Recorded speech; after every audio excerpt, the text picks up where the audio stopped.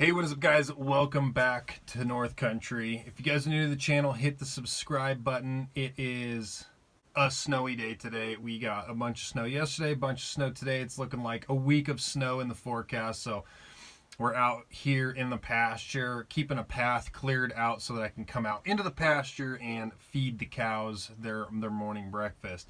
I threw some over by the fence, and so they're all fighting over a very small amount when all of their food is right out behind me. So we've covered the water topic now, guys, the water rights, water adjudication, your rights, what is a right, that sort of stuff in the last two videos now. And this is going to be my last video talking about the water adjudication process. After calling and talking to the guy, I have a couple of points I want to make with you guys.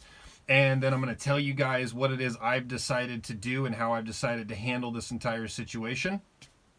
Because I've gone back and forth on, do I register my rights, which I find is a hilarious statement in itself. Do I register my rights, or do I just stay out of the entire process and keep living my life the way that I'm living it? A couple of things that we learned from the video, calling and talking with the water people, Idaho Department of Water Resources.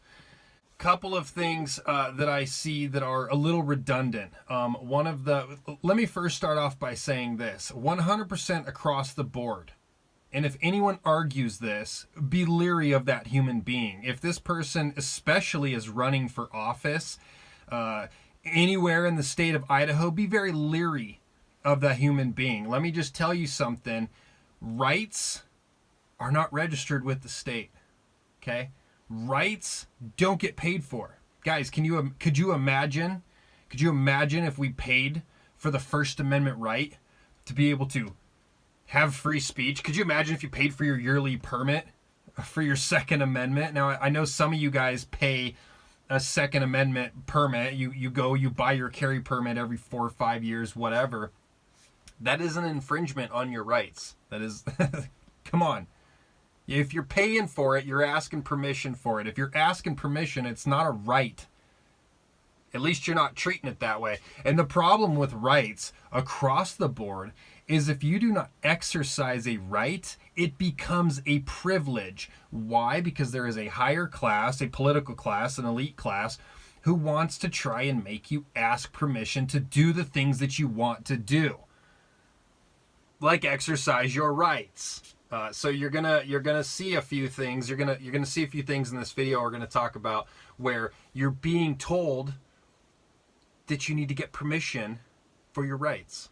Now, starting off, guys, when I talked to the guy, he made it very clear that water rights in Idaho are constitutionally protected. They belong to the state and the people to use. 50-50. I'm assuming it's 50-50. I didn't see anything about an 80-20. So I'm assuming it's 50-50. So if the state has the ownership of the water and the people have the ownership of the water, that's a 50-50 relationship. So why do you think that anyone would ever have the ability or the authority to come and tell you you can't use it, or they're going to regulate it? To an extent.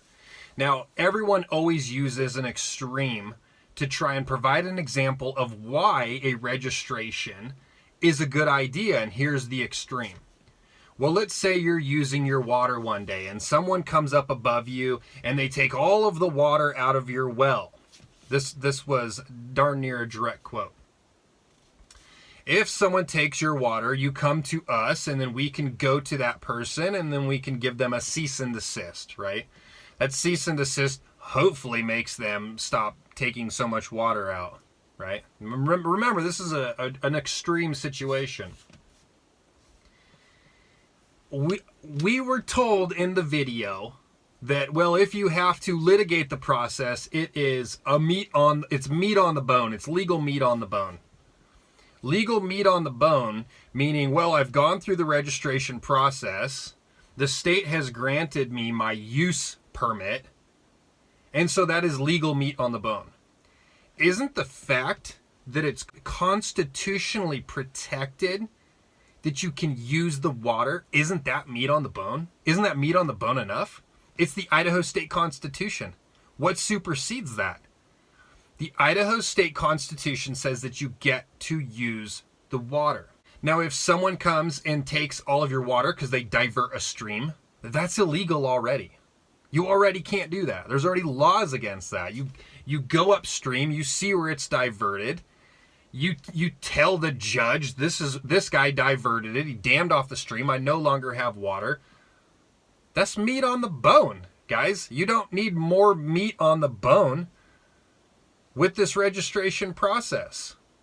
Are you getting more meat on the bone? Sure, I guess. If you need more meat on the bone, other than the Constitution of Idaho. If you're not aware, Idaho has a state constitution. Go look at it. Read it once in a while. So this is a big issue for me, and like I've explained to you guys before in the past, it's just the way that my mind works on these things. You don't need more meat on the bone in the Idaho state constitution. So if I'm going to get in bed with the Idaho Department of Water Resources, I also noticed him inadvertently telling us that if I were to register my rights with, makes me laugh just saying it, if I was to register my rights with the department, they would have access to come in and inspect my diversion sources. Okay, so now we are giving up access to our land so that someone coming in and managing our resources can just come onto my property. This is what this guy said. Well, if you register with us, then yes, we can come on and we can check by law. By law, right? You guys, if you're familiar with my channel in the past, we went to battle with the county over a free permit, a building permit, a building location permit that said I don't need a permit for this building. The county wanted to pretend like they knew what I was using the building for. They have no clue. So they wanted to say, well, you got to have a permit for that, for setbacks, right? Even though it was nowhere near a setback violation, and they couldn't physically see in my property anyway. They were looking at YouTube videos. That was a free permit, guys. That was a free permit, but it was the same principle. You had to give these guys access to your land, and the way that the permit was written at the time, it's since been changed. You're welcome.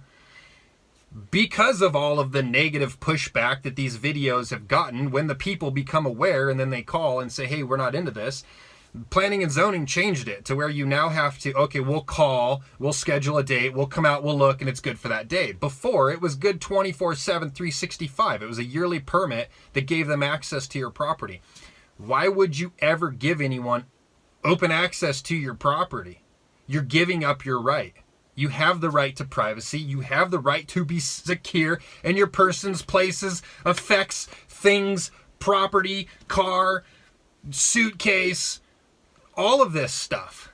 Guys, it's your right to privacy. Why are you giving it up, and why would you let any entity slowly erode it away from we the people? Now the problem is this, is we were told, well, you know, you're probably looking at about $25 per source, right? Per water source. So water diversion, whatever, depending on how you use it. Only $25, right? And they sell it as, well, it's, you know, it's only $25. You're getting bang for your buck here. I didn't sign up for a free permit because I felt it violated my rights. I'm not going to pay $25 to give anyone access to my land. What I am going to do is I'm going to stick up a barbed wire fence. I'm going to stick up a gate and I'm going to lock it, and I'm going to stick no trespassing signs on my everything so that nobody can legally access my property, because I want to just live my life out here the way that I'm doing it without being bothered by a government entity or a regulating entity. Oh, and I'm just going to abide by the Constitution of the state of Idaho, and I'm going to use the water that I'm allowed to use. And as a good human being and a neighbor, I'm not going to block any water sources that stop my neighbors from getting their water, because they're entitled to the usage as well. So I'm going to be a responsible neighbor. It's going to be on me to be an adult, and I'm not going to take someone's water or negatively impact somebody else's water who's downstream from me. Funny concept. I don't need government. I don't need a regulating entity to make me be a good neighbor and a good human being. Now, here's the other issue with this adjudication process. All of this stuff is controlled by the Idaho state legislator, guys. The people who come together, the body who comes together, and they make up the laws in the state of Idaho. Okay. Now, can the laws be changed? Yes. Does this step that's being taken, and now we're way down the line here, but does this step being taken need to be taken for tyranny to ever enter the door in the future? Absolutely, because we need to start registering resources. The resources have to start to get counted, right? Everyone needs to get on the grid, counted, in line, registration, registering, right? We need everyone to get in line and do what you're told so that they can have complete control of it. So, knowing where all of the water is, knowing how everyone's using it, is something that could easily be used for bad in the future. Absolutely. So this step that is taking place right now is that first foundation, that first building block that can be used in the future to implement tyranny over the rights of the people of the state of Idaho. So we are trusting in our legislator, our Idaho state legislator, to do the right thing. Guys, mind you, this is the same legislative body who would not pass an anti-mandatory vaccine law this last special session. They wouldn't pass it. They wouldn't pass a law that tells the federal government you have zero right to come in and implement a mandatory vaccine on the people. These are the same people you're trusting your rights in. So, I don't know if you can see these cows running over, just coming over bucking, all excited. These are the people that we have to trust, guys, to do the right thing. But they've shown in the past, the majority of them are willing to do stupid stuff like mask mandates and vaccine mandates, or at least if they're not going to pass legislation saying that they're against forced vaccination, aren't they kind of compliant? Are they complying by refusing to comply? It is extremely important for us to build laws that keep us safe, not only now, but in the future. And at the same time, make sure those laws are protecting our constitutional rights and they're not chipping away at them just slightly where they're saying, hey, you have the right to the water, but we need you to pay $25 so that we can register your rights. Now, the good side, you could register your rights, you could use a ton of water, and now you're there in the system saying, hey, we've registered our rights and this is how much we're entitled, right? Great, you're entitled that much water. You've just safeguarded and protected your ability to use that much water. But the legislative body can still come back and say, hey, we need to change this. This is way too much water. And we know what everyone's using, and it's just too much. So now we need to reduce that down a little bit because we got all these people coming into Idaho, and everyone should have a more equal amount, right, for the greater good. You know, because everybody needs to be able to use this water. So Bob over here with his field and all his cows, well, he's just using way too much, and he doesn't need that much, and we know it because we've calculated everything that he actually can have, uses, and needs, and he's got a very large surplus of water that he doesn't ever actually use. So we need to go ahead and knock that down. Let's reduce it by whatever. The lawmakers can do this, guys, and the only way it works is if you enter into their system, you enter into their registration program. I said it in the first video, and I'll say it again. Registration will lead to confiscation. You can give examples across how all these other states in the U.S. have gone from, I'm sure you could drink out of the river, to all of a sudden all water is controlled, to states that even implement a rainwater catch ban. You cannot catch rainwater in some states. Guys, this stuff doesn't happen overnight. It doesn't happen right out the gate. They don't come right out and say, hey, we want to create all these laws. You don't get to use any water. It's all ours. This stuff is incremental over time. And if you don't recognize the beginning stages of it, or the possibility where it's opening the door of those beginning stages to be able to implement tyranny in the future, your mindset is wrong. You're going to set up the people of Idaho to fall like every other state has fallen. That's why people are flocking to the state of Idaho, because they think it is still free. They think they can just come here, go out in the woods, and everyone's going to leave them alone. It's not going to happen, guys. You got to pay attention to politics. You got to get involved. And when these things come down, you really got to question every aspect of it. Is this good? Is it good on the surface? Is it good below the surface? What could potentially happen in the future if we were to pass something like this? So your mind has to game plan the good that can be done and the bad that could be done. And if there's bad that's going to violate the rights of the people, you have to be humble enough to just 86 the idea and say, you know what? This makes room for tyranny in the future. It's going to make it easier for these outside interest groups to come in, these environmental groups to come in and say, you're impacting the water too much. Or you're using too much water resources. You're strangling the fish, right? This is how all the other states fall. Outside interests, environmentalist groups, all these people who are under the guise of we're here to help, right? We're here for you, for your protection. They come in and they strip your rights away because you are infringing on the Southwest desert beetle. So here's the final statement, guys. Here's what I have decided to do. Looking at this situation, would it be great for my farm to say, hey, I want these water rights. These are mine. Put it in your books. Grant me my permission for it. Yeah, that would be really good for my farm. Do I think that this system will one day grow into something that is going to allow the regulation of water to continue to strangle the people of Idaho? I absolutely do. So I'm not going to partake in it. I'm not going to do anything. What I'm going to do is I'm going to continue to water my cows.